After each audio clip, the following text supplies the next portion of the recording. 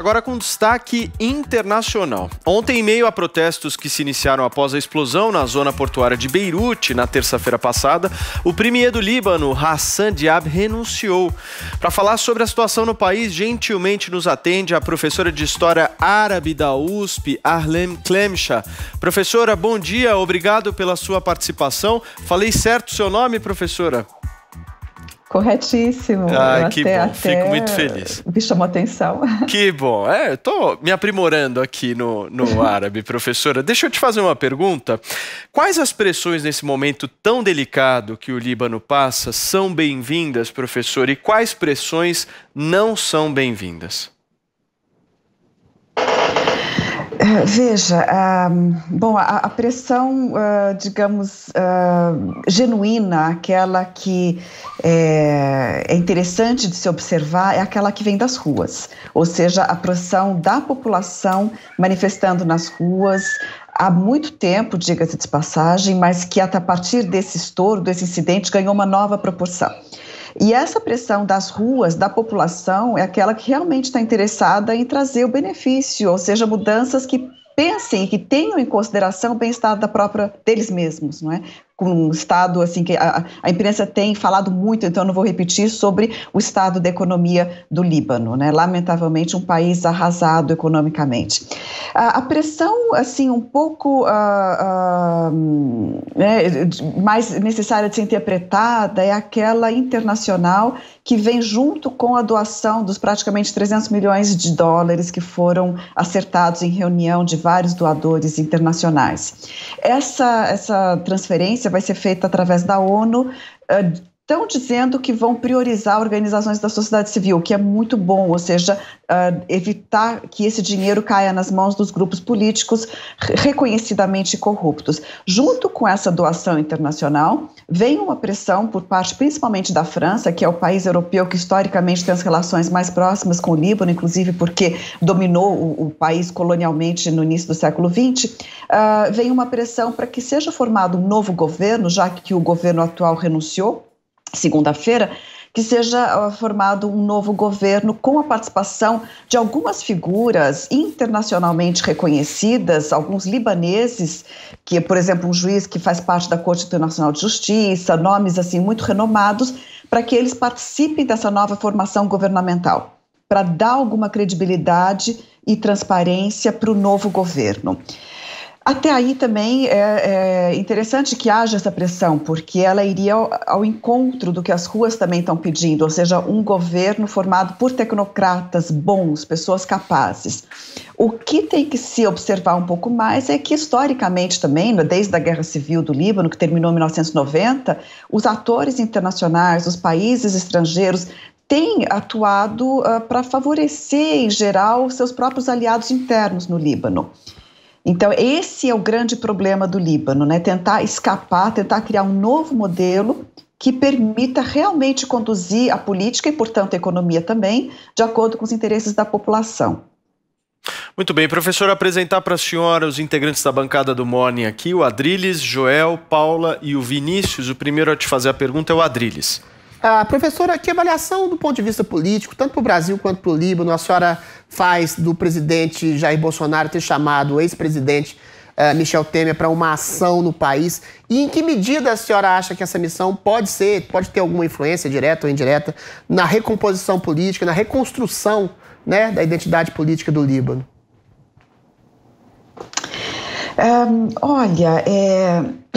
Em primeiro lugar, a participação do Brasil no esforço de solidariedade é extremamente bem-vinda. O Brasil tem uma população de 7 milhões de descendentes de libaneses, ou seja, em termos de descendentes de libaneses, tem mais gente do que a população do próprio Líbano hoje.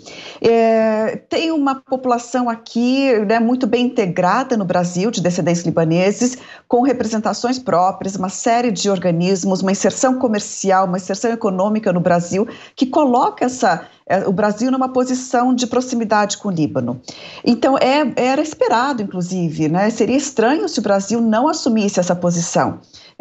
independentemente do presidente do momento, do que possa haver de intenções ou das contradições que isso possa gerar na política externa do Brasil, porque hoje a política externa brasileira ela se distanciou muito dos países árabes com Jair Bolsonaro e se aproximou muito de Israel, e sabemos que há essa oposição, né? Israel não tem um acordo de paz com o Líbano até hoje, existe o armistício desde 1949, então tecnicamente o Brasil hoje está muito mais próximo do inimigo do Líbano do que do Líbano.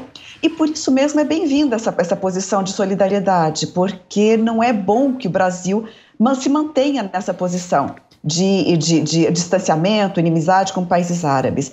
Eu vou te dizer que, particularmente, e na qualidade de professora de História Árabe, eu acho que falta muito conhecimento aqui no Brasil sobre a realidade dos países árabes, até mesmo para pensar em como que essa ajuda vai ser canalizada.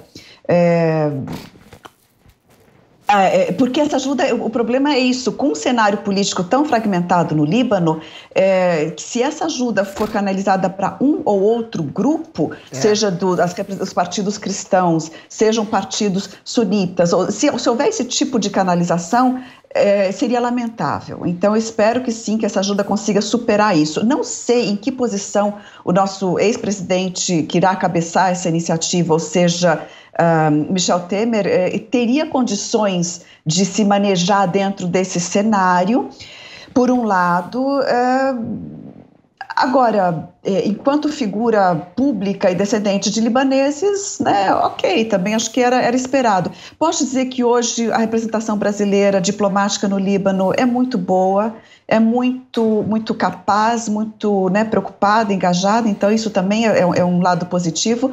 Não sei qual será o valor doado pelo Brasil, mas o que eu sei é que existe dentro dessa doação um projeto para a transferência de grãos, né, ou seja, de alimentos. Isso é muito importante, ou seja, é uma ajuda muito bem-vinda e eu fico realmente muito contente que se esteja divulgando isso nesse momento. Ok, Vini. Professora, bom dia. Queria saber qual que é a importância e a viabilidade também de uma grande unificação, né, tanto do povo como dos governantes, da sociedade civil, nesse momento, nessa importância para a reconstrução também, depois desse episódio.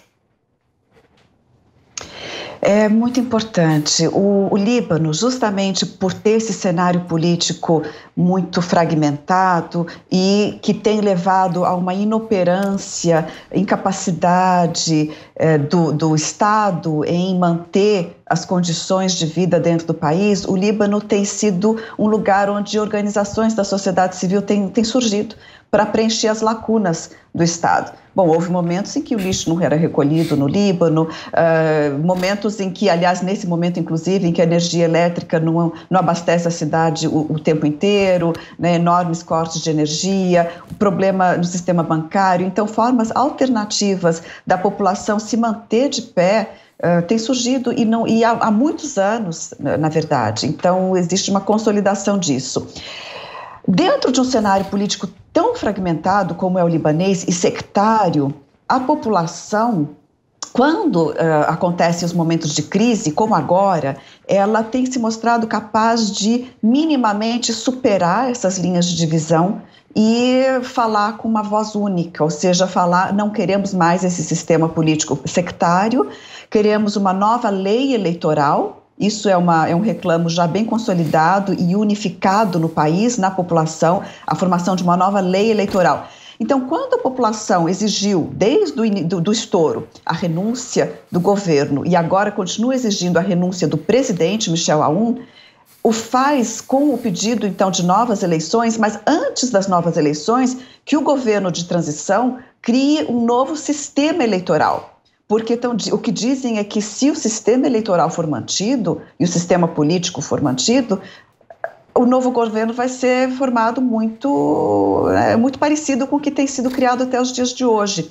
Inclusive, quando a gente estava falando sobre a pressão internacional, esse era um aspecto que eu queria ter mencionado. Ou seja, existe a pressão da França para que pessoas capazes, técnicas e reconhecidamente eficientes sejam incluídas no governo, mas isso não é o suficiente. O que é necessário, e segundo esses reclamos, então, unificados da população, é que se crie um novo sistema eleitoral para que as eleições possam levar a uma mudança de fato, porque no sistema existente ele está muito viciado e os grupos de poder, eles conseguem incrivelmente, por mais que haja uma divisão muito grande entre eles, negociar e se entender e dividir o poder no Líbano de uma forma que mesmo que em algum momento um ou outro grupo saia perdendo um pouco, eu posso te dar exemplos recentes, mas que no final das contas todos continuem com seu quinhão de poder dentro do país. Okay. E esse é o problema.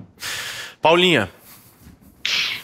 Professora, você acredita que essas mudanças já anunciadas, enfim, demissões e tal, isso possa acalmar a população ou que a gente ainda vá ter muitas manifestações da população pelos seus direitos, por mudanças, como forma de pressão? Eu acredito que sim, e eu posso dizer que eu acredito que sim por alguns motivos, não é? É claro que ninguém tem condições de prever, mas veja, a gente está num momento em que a ajuda internacional, ela está se organizando e junto com ela a iniciativa está sendo levada adiante para uma investigação sobre as causas desse incidente. E a população não se mostra disposta a aceitar qualquer versão.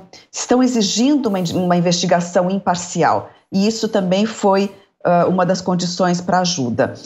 As investigações, no entanto, elas apontam para causas assim diametralmente opostas. Existem pelo menos 3 hipóteses sobre a mesa. E enquanto não for encontrada uma resposta minimamente convincente, primeiro para a causa dessa explosão, que é o estopim da atual crise, e depois para a distribuição e reconstrução, distribuição de ajuda e reconstrução social e econômica do Líbano, e a mudança política, a população tende a não sossegar de fato. Por quê que eu digo isso? Porque, inclusive, ela vem se manifestando faz muito tempo, então ela já está numa dinâmica de ir às ruas de forma cíclica, para que se entenda melhor. Ou seja, ano passado houve a chamada Revolução de Outubro, que derrubou o governo de Saad Hariri, que era próximo da Arábia Saudita, Estados Unidos, tal. Foi formado um novo governo, fruto de uma articulação do Hezbollah, esse governo que agora renunciou. E, aliás, o Hezbollah, que está fortemente atingido por essa crise, ele está usando a renúncia, e está usando esse governo bastante como bode expiatório, para dizer, olha, não somos nós os acusados, é esse governo que renuncia, o que não é bem assim, mas a população também não se engana tão facilmente. Então, eu não quero colocar muitos elementos para não gerar confusão na compreensão, mas eu acredito que sim, que vai ser difícil encontrar respostas num curto prazo para que a população se sinta contemplada. Ok, para fechar, Joel Pinheiro. Bom dia, professora. Quando eu falo aqui como um leigo total em assuntos do Oriente Médio, do mundo árabe, mas vejo jovens nas ruas protestando contra um governo num país árabe, me remete à experiência recente aí da Primavera Árabe, que tomou diversos países. Eu lembro, inclusive, eu acompanhei o início dela, como havia um grande otimismo contra todas aquelas manifestações querendo mudanças. Eram governos muitas vezes ditatoriais, esclerosados também, muito corrompidos. Em alguns casos, talvez até o resultado tenha sido bom. Na Tunísia, realmente, o país melhorou, mas em outros casos ali, essas próprias manifestações, algumas conseguiram derrubar governos, outras não, mas parece que se alinharam muito com projetos muito radicais, sectários, às vezes de islamismo militante político, que inclusive era um retrocesso com relação a ditaduras que, por pior que fossem, ainda tinham alguma tolerância, alguma coisa. Há algum risco de algo similar acontecer no Líbano também? Então, um governo, nesse caso democrático, mas bastante esclerosado, bastante corrupto, mas que mantenha um status quo mais ou menos tolerante com as diversas minorias, ser substituído por grupos sectários radicais que vão ter outra filosofia no poder? Existe esse risco, sim. No Líbano, menos do que, por exemplo, num país como o Egito, porque no Líbano, como eu estava explicando, a ausência do Estado, o enfraquecimento do Estado e das suas capacidades de manter o bem-estar da população levou uma população muito diversa. O Líbano é muito, muito diverso, né? Não existe homogeneidade em nenhum aspecto. Levou essa população a criar representações próprias e ONGs, né? Organizações da sociedade civil para isso. Portanto, o Líbano está em condições melhores do que um Egito, porque quando no Egito a população foi às ruas, e aí o exército egípcio achou por bem não reprimir duramente a população naquele primeiro momento e, enfim, e derrubou-se o governo com a pressão da população, não havia essa representação popular, não haviam partidos políticos, porque havia uma clandestinidade, era outro contexto. Mas por que é também preocupante no Líbano? Porque de todo o espectro político comprometido, desacreditado, e eu estou falando agora dos partidos políticos, desacreditados, de todos eles, tem um grupo que tem uma coesão maior, que é o Hezbollah. Ou seja, se essa atual crise, né, terminar de jogar na lixeira da história, como dizem, os partidos políticos aos olhos da população, tem um grupo mais coeso e que pode conseguir escapar a isso, que é o Hezbollah, que é justamente um grupo com muitos interesses regionais. Eu não ressalto, em primeiro lugar, o caráter xiita, não é esse o primeiro aspecto. A questão são seus interesses fora do Líbano, são as suas relações regionais, né? E outra coisa, o Hezbollah, na história recente do Líbano, ele também foi aquele que cumpriu uma função no país que foi vista e ainda é vista pela população como uma função importante, e mesmo pelaquela população que não é favorável ao Hezbollah, e não são poucas pessoas no Líbano que não são favoráveis ao Hezbollah, e é a função de repelir invasões israelenses, de resistir a um avanço israelense na fronteira, que também acontece de maneira constante, cíclica, né? Israel ocupou o Líbano de 82 até o ano 2000.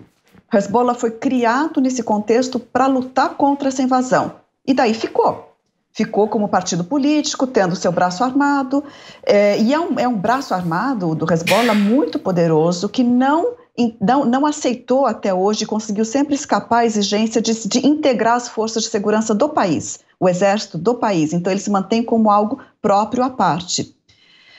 Então, nesse cenário, os principais atores, digamos assim, mesmo que o Hezbollah saia enfraquecido nesse momento, porque ele está sendo acusado por uma grande parte da população desse estouro, pelo menos pelo fato de ter formado o atual governo, mas também porque existe a desconfiança de que pode ter havido aí um acidente num depósito de armas do Hezbollah que tenha detonado esse arsenal, esse depósito do nitrato de amônia.